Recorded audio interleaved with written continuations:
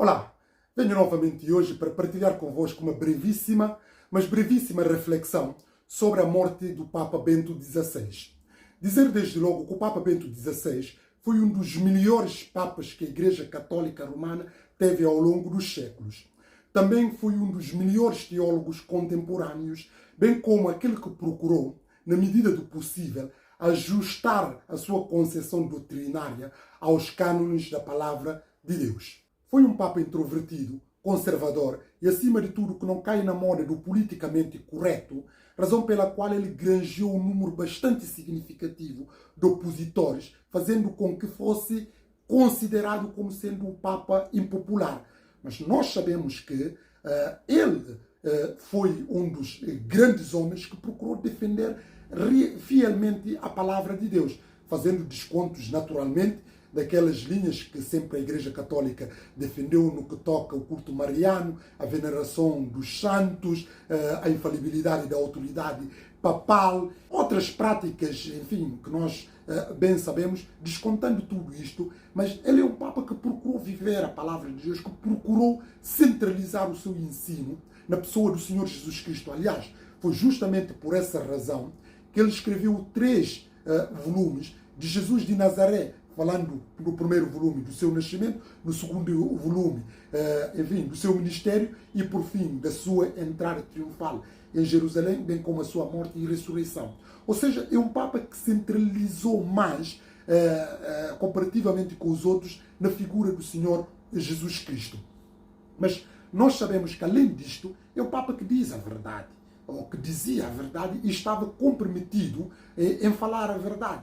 E nós sabemos que o mundo que nós vivemos, quando uma pessoa, enfim, se compromete com a verdade, ele é objeto de crítica, é objeto de oposição, é objeto, enfim, de contradição, etc, etc. Ora, tudo isto, o Papa acumulou isto. E nós vemos que, realmente, por estar comprometido com a verdade, isto levou-lhe a fim de saber que, enfim, a podridão, entre aspas, podridão mesmo, que a Igreja Católica vive, ele acabou por renunciar. Aliás, ainda estes dias, um dos seus porta-vozes dizia que o Papa foi traído. É porque é um homem comprometido com a verdade. E quando nós estamos comprometidos com a verdade, não podemos folgar com muitas coisas. E tudo isto, ele foi objeto, a começar desde logo com as pessoas que são nihilistas, os ateus, os cristãos progressistas e também aqueles que são racionalistas e os liberalistas também, que incorporam todo o cristianismo, enfim, fazendo com que ele não teve forças e acabou por renunciar. Mas, acima de tudo, estava a tônica da questão da verdade. Por isso, todas essas questões que se tem falado do Papa, nós sabemos que são dores de cotovelo, porque há cada vez mais uma tentativa, que eu já denunciei quando estive em Zurique, na perspectiva de que a Igreja tem que abrir para o mundo, de que a Igreja tem que reformar, tem que estar mais sujeitas, enfim, às preocupações, às realidades, os problemas dos nossos dias contemporâneos, etc, etc.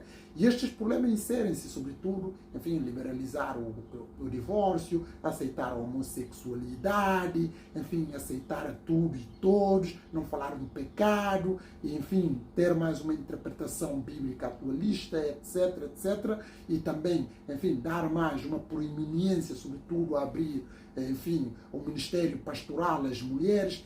Essas bandeiras todas, aceitar o casamento da homossexualidade, são bandeiras que esses progressistas cristãos, enfim, coadjuvados também por gente de fora que são ateus, para, enfim, fazerem capé de que a Igreja tem que abrir essas situações. Mas nós sabemos, como eu disse e denunciei oportunamente, essas questões visam, em última instância, fracassar a própria Igreja, porque não é por a Igreja abrir que a Igreja vai atrair mais membros. E dei exemplo, por exemplo, os países do norte da Europa, os escandinavos, normalmente que abriram a todas essas práticas, mas mesmo assim são lugares onde a Igreja, as pessoas mais ou menos vão à Igreja por causa dessa situação. Ora, o Papa não vai nesta linha, o Papa Bento XVI não foi nesta linha. Ele procurou, enfim, ser bastante conservador, procurou, na medida do possível, defender a família. defender o ideal do casamento de ser homem e uma mulher e defendeu também a pureza sexual,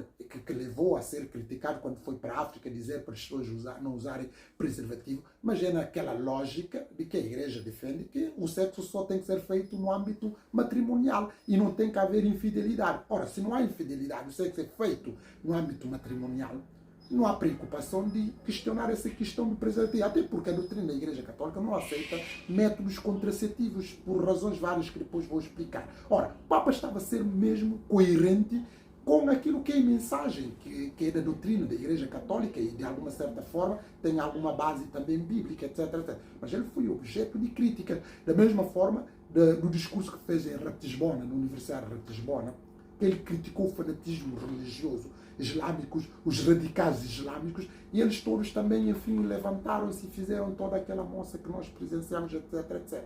Ora, todas essas situações é demonstrar que é um Papa comprometido com a verdade. E tanto por estar comprometido com a verdade, que ele foi considerado Papa impopular, Papa, enfim, rebelde, Papa ultraconservador e outros adjetivos pejorativos que não interessa agora estar a mencionar aqui. Agora, mas uma verdade é certa. Para nós que somos cristãos, para nós que conhecemos a palavra, para nós que estudamos e acompanhamos as coisas, o percurso, sabemos que é um Papa que procurou, na medida do possível, tentar ajustar mais a palavra de Deus. Não procurou agradar. Aliás, todos aqueles que são filhos de Deus, que são servos de Deus, não têm que preocupar em agradar o mundo, porque o mundo não quer que se fale do pecado, não quer que se fale das suas deficiências, das suas limitações, mas sim é sobretudo baseado em amor, amor, amor, passamos mão na cabeça, etc, etc. Ora, isto não pode acontecer. Esta é a razão pela qual o Papa Bento XVI é impopular, diferentemente do seu sucessor, que nós sabemos que todos batem palmas, todos põe o tapete, porque defende as coisas que o mundo quer ouvir, que essas coisas que eu já mencionei, que o Papa Bento XVI se distancia. Ora, sem entrar mais em prolegômenos, a mim, pronto, não vou ajuizar agora a questão, enfim, porque quando uma pessoa morre, Deus é que sabe qual é o destino de cada um. Mas como evangélico protestante, eu, enfim, fui muito abençoado. E nestes livros do Papa que eu falei, Jesus de Nazaré, e também a questão da cultura, a Europa segundo Bento XVI, que ele também escreveu, que foi traduzido por Ataleia, editora Ataleia, que são livros bastante profundíssimos, etc, etc, que me enriqueceu, porque ele centralizou na pessoa de Jesus Cristo e também falou da realidade contemporânea neste livro, Europa segundo Bento XVI, a realidade do nosso mundo ocidental, etc, etc. São reflexões bastante profundíssima, porque é um grande teólogo, um grande pensador, é um grande conhecedor das causas. Agora, é claro que há muitas coisas que o Papa ficou aquém, nomeadamente a questão, por exemplo, de Vaticanes, que é a questão, enfim, dos escândalos do Banco do Vaticano, e também a questão da encobertura, possível encobertura, da violação dos abusos sexuais dentro da igreja, quando era, enfim, bispo em Munique. Mas aquilo tudo, isso só confirma que ninguém é perfeito, isso são falhas. E em relação a essas questões, ele próprio, em relação a abusos sexuais, veio, enfim, reconhecer, de alguma certa forma, a falha que teve e pediu desculpas. Ora, isso é mérito. Ainda por cima, nós quando falamos da questão dos abusos sexuais, naquelas alturas, nos anos 60, que ele estava a referir, quando ele era bispo, ali, 60 e 70, nós sabemos que foi um ano de grande convulsão, sobretudo no âmbito da sexualidade, porque foi ano que foi considerado como sendo da revolução sexual aqui no Ocidente, que liberalizou tudo, questão da pílula para as mulheres, e questão de homossexualidade, questão de aborto, a própria emancipação da mulher que já vinha, enfim, dos sufragistas americanos ali na América. Isso acabou por ganhar a segunda ênfase aqui, a emancipação da mulher, o segundo feminismo aqui, toda essa catapultação da emancipação, da afirmação e da liberdade, tanto das mulheres como a emancipação sexual, fez com que essas questões da pedofilia, isso disparou consideravelmente. Mas nós sabemos que mesmo nessa altura, a concepção, a percepção que se tem dos abusos sexuais é completamente diferente com aquilo que nós temos hoje. É como quando nós falamos questão, só para compreender, a questão da violência doméstica. Nos anos 60, 70, quem batia numa mulher ou na sua mulher, o juiz nem sequer tomava aquilo como sendo algo importante ou determinante, até porque havia até máxima que se assegura isto, de que na conversa de marido e mulher não se mete. Pronto. Mas nós sabemos que hoje em dia o crime da violência doméstica é intolerável no nosso mundo, inclusive é um crime já público. Qualquer um pode denunciá-lo e nós sabemos qual é a agravante das pessoas que praticam isso, porque a sociedade mudou e evoluiu, da mesma forma que a questão dos abusos sexuais. Mas nos anos 60, 70, até ainda nos anos 90, quantas pessoas, quantas crianças, quantas mulheres que não foram violadas e aquilo foi crianças e foram silenciadas, inclusive pela família, é porque não havia essa consciência social que nós temos hoje. Ora, é nesta lógica também que nós devemos enquadrar essa questão do Papa Bento XVI, da questão de saber algumas coisas que sempre existe, infelizmente, para tristeza nossa, desse encobrimento. Pronto. Mas ele mesmo assim, o mérito, ele teve que pedir desculpas. E isso é que deve termos em consideração. Pronto. Mas nós sabemos que as pessoas não lhe perdoam e continuam a não perdoá-lo, mesmo morrendo, fazem chacota dele e tentam catalogá-lo de vários adjetivos pejorativos para desqualificá-lo. Mas nós sabemos que ele que é uma pessoa altamente qualificada em todos os aspectos, quer seja na moral, na espiritualidade, na vida social, etc, etc. Pronto. Tudo isto, em suma, dizer que eu não poderia, como protestante, não poderia deixar passar hoje sem fazer esse reconhecimento público, porque enquanto sendo eu protestante, não quer dizer que temos que protestar tudo que é da Igreja Católica, como muitos fazem, infelizmente. Aliás, já dizia Martinho Lutero, não agimos tão fanaticamente, não rejeitamos tudo que esteja sob o domínio do Papa, porque assim também estaremos a rejeitar muitas das coisas das Escrituras, porque muitas coisas, verdades bíblicas, estão no papado e nós temos que saber aproveitar estas verdades. Essa é a razão pela qual estou a falar, porque a centralidade que o Papa Bento XVI deu a Jesus Cristo, os ensinos que fez em relação a Jesus Cristo, ele deu primazia a Jesus Cristo. Aliás, isso até confirma, se nós fazemos fé às palavras que foi dita de um dos homens que estava próximo dele ao fim da morte, acabou, enfim, as últimas palavras que disse é: Jesus, amo-te. Se confirmar essa verdade, ele não falou Maria, amo-te, nem falou de outros santos, falou de Jesus. Isso demonstra a importância cimeira que o Papa Bento XVI deu ao Senhor Jesus Cristo. Agora, quem somos nós para dizer que ele não vai para o céu ou que vai para a perdição eterna? Só Deus que sabe. Até porque ele, nessas tensões doutrinárias das coisas que eu podia, enfim, extrair, a questão do livre-arbítrio, a questão da eleição, como é que nós somos salvos, que é uma questão de grande controvérsia no meio protestante, sobretudo da linha arminiana e calvinistas, levando os primeiros a dizer que, enfim, o livre-arbítrio é que é determinante para a nossa salvação, ao passo que os calvinistas entendem que Deus é que escolhe, o livre-arbítrio não conta, etc, etc. Há essas posições extremadas. Mas essa questão também se configura no âmbito da Igreja Católica, sobretudo pelos jansenistas, e que depois também os outros que são balionistas, creio eu, que têm uma percepção muito mais além. Mas o Papa, ele, só explicando isso, o Papa Bento XVI, fez uma explicação bastante equilibrada. Quer dizer, ele procura conjugar o livre-arbítrio e a eleição de Deus, mostrando que Deus usa o livre-arbítrio sem, enfim, destruí-lo, mas apontando mais para uma perspectiva de eleição. Pronto.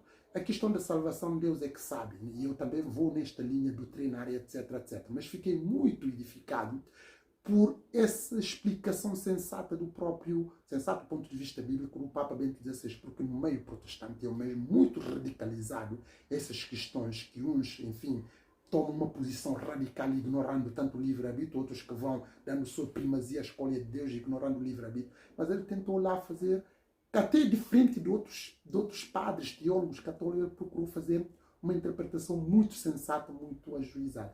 Por isso eu sinto-me abençoado em muitas coisas dele, sem prejuízo das coisas que eu já mencionei, que são linha, enfim, que nunca podemos subscrever da Igreja Católica, que ele, enfim, teve e defendeu, pronto. Mas não sou alguém indicado a dizer agora que ele não vai para o céu ou que vai para o inferno. Para mim, não é isto aqui que é o meu cerne da questão. Porque Deus é que sabe isto. Aquilo que eu procuro aqui vincar é de que eu fui abençoado por Ele. Todo esta celeuma, esta campanha negativa que já vinha sobre o Papa Bento XVI de procurar desqualificá-lo, que teve próprio ênfase mais acentuado no filme de dois papas, de mostrar que um papa que vivia fora da realidade, rodeado de mordomias, de luxo, que era muito afastado dos fiéis e radical nas suas posições, que não quer saber dos fiéis, etc, etc. Isso tudo é mentira.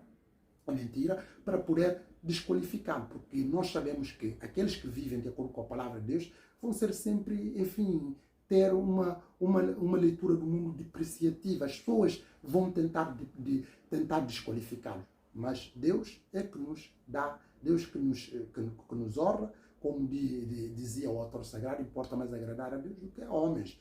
E dizia um ilustre pensador na nossa praça pública, eu prefiro estar com Deus do que estar com homens. Pronto. E quando a pessoa procura estar com Deus, necessariamente não quer dizer que vai agradar a todos, até porque nós temos exemplos de grandes heróis da fé que não agradaram o mundo, que foram um objeto de oposição, por exemplo, todo o próprio Senhor Jesus Cristo. Pronto. Por isso, em suma, dizendo que o Papa Bento XVI morreu e deixou um legado bastante, enfim, bastante meritório, que vai ser difícil de ultrapassar. Espero que a Igreja Católica, porque nós, outra coisa, a verdade que eu queria vincar aqui, nós como sendo protestantes, nós temos que procurar lutar acima de tudo para que ver a Igreja Católica a não fracassar, porque há coisas que nós não percebemos. Uma verdade que eu cheguei rápido para terminar, já estou a esticar muito. Quando eu estive no Médio Oriente, mais concretamente em Israel, aprendi lá uma verdade enfim, que sempre vai me acompanhar. Porque eu tentava saber porque que no Muro das Lamentações tem lá, em cima do Muro das Lamentações, aquelas capelas sagradas, mas sobretudo a mesquita de Aqsa, ou capela da Rocha, que é um dos sítios mais importantes naquelas esplanadas das mesquitas, que são mesquitas muito importantes para o mundo islâmico, porque dizem que é lá que o profeta Muhammad, enfim, foi para o céu, etc, etc. É dos terceiros, depois de Meca, Medina, e depois é ali. É um sítio muito concorrido. E há bastante polêmica lá. Eu tentei procurar, mas por que esse sítio está debaixo do Muro das Lamentações? E uma das pessoas que é muito conhecida da história de Israel dizia a mim assim, olha, esse sítio foi construído para acabar definitivamente com a tentativa de os judeus tentarem erguer novamente o templo, porque há um entendimento que o templo tem que ser feito sempre aqui, ali no mesmo sítio. Mesmo depois do primeiro templo foi construído por Salomão, o segundo reconstruído por Zorobabel, por fim, e todos esses sucessores, o templo sempre foi ali, apesar da sua destruição, mas foi sempre, enfim, reconstruído, sempre no mesmo lugar. Logo, há uma concepção que o templo tem que estar sempre ali. Mas a profecia que Jesus Cristo deu em relação ao templo diz que nunca mais esse lugar não voltará a erguer pedra sobre pedra. Ou seja, nunca mais vai haver esse templo. Agora, como é que se pode concretizar isto? Só pode concretizar tendo uma barreira impeditiva que nunca mais, porque a vontade dos judeus, eles controlam aqueles territórios e construir lá o templo. Mas não podem construir, porque para construir o templo ali tem que derrubar aquelas mesquitas ali. E aquelas mesquitas é uma mesquita, são das mesquitas mais importantes do mundo islâmico. Logo aquilo vai dar uma guerra sem precedente, que o próprio Estado judeu não está interessado naquelas coisas, diferentemente dos movimentos mais radicais, etc, etc. Pronto. Ou seja, nós vemos aqui como é que Deus trabalha, fazendo-se essa explicação. É que Deus usa uma coisa que não tem nada a ver conosco para fazer cumprir a sua palavra, como já fez em várias histórias do próprio cristianismo, da palavra de Deus. Pronto. Que um caso aqui impeditivo. Nós sabemos que vai ser difícil eles erguerem lá aquele templo. E também há um entendimento que o templo não pode ser construído em nenhum outro sítio. Essa realidade também que se aplica à Igreja Católica. É claro que nós somos protestantes e nós discordamos com muita coisa da Igreja Católica, mas nós não podemos querer ver o fracasso da Igreja Católica, porque a Igreja Católica abafa muitas das situações que protegem-nos. Eu entendo isto, que Deus até usa para nos proteger. A Igreja Católica está na vanguarda a nível da família, de defesa da família, a nível ainda de alguns valores, ou muitos valores do cristianismo, e eles dão a cara a isso e conseguem estancar muita coisa. A partir do momento que a Igreja Católica conseguir ser atingida e conseguir destruir, Como é que nós vamos resistir a essas pressões, mesmo já com a Igreja Católica que tem tanta influência, tem tanta força e às vezes tem muitas dificuldades em combater essa gente? Como é que nós vamos fazer? É claro que eu tenho fé em Deus, eu sei que Deus vai sempre providenciar algum meio. Mas podemos também pensar que essa possibilidade da Igreja Católica, essa situação que a Igreja Católica tem, favorece-me muitas coisas, porque nós temos muitas coisas em comum com a Igreja Católica do que propriamente divergências. Pronto. Por isso eu penso, não cai nessa cantiga que vem dos ateus, dos nihilistas, enfim, dos agnósticos, coadjuvados por progressistas, cristãos, racionalistas e aqueles que são liberais, naquela ideia de que a igreja é que tem que abrir, porque isso visa, acima de tudo, fracassar a igreja. Mas, acima de tudo, os protestantes que não conseguem dissociar esta realidade caem também nesta questão de, tipo, enfim, hostilizar a Igreja Católica. Nós não temos que hostilizar nem a Igreja Católica nem a Vaticano. Nós temos que pregar o Evangelho, falar da verdade da salvação e pregar esse Evangelho com intrepidez e ousadia, etc, etc, porque isto é a missão que Deus nos conferiu. Agora, estar a fazer juízos, este aqui vai para o céu, este vai para o inferno, isto não é da nossa competência, nós nem sabemos isso, porque as pessoas até podem ter a vida muito errada e no fim da vida, nos últimos momentos, eles arrependerem, pedirem perdão e vão para o céu, como aconteceu com o ladrão na cruz. Agora, não nos compete estar a fazer esse juízo, Deus é que sabe. O essencial, nos focalizamos naquilo que é mais importante, que é a nossa fé, que é aquilo que nós podemos avaliar, examinar tudo e reter o que é correto. Justamente por isso que eu estou a tentar aqui, daquilo que eu, enfim, acompanhei do Papa Bento XVI ao longo dos anos, quer seja a sua pregação e os seus livros, eu retirei algumas coisas que são para o bem de mim, o crescimento espiritual, e que estou aqui grato a reconhecer isso publicamente, bem como distanciar de toda esta campanha negativa em torno do Papa Bento XVI, porque o objetivo último é essa gente motivada por poderes das trevas para fracassar a Igreja, inclusive, enfim, fracassar o nome do cristianismo e fracassar os valores da palavra de Deus. Ora, isto não podemos, em circunstâncias nenhuma, aceitar. Pronto, que Deus nos abençoe, que Deus nos ajude, acima de tudo, a confiarmos no Senhor Jesus Cristo, porque Ele é autor e consumador da nossa fé. Muito obrigado.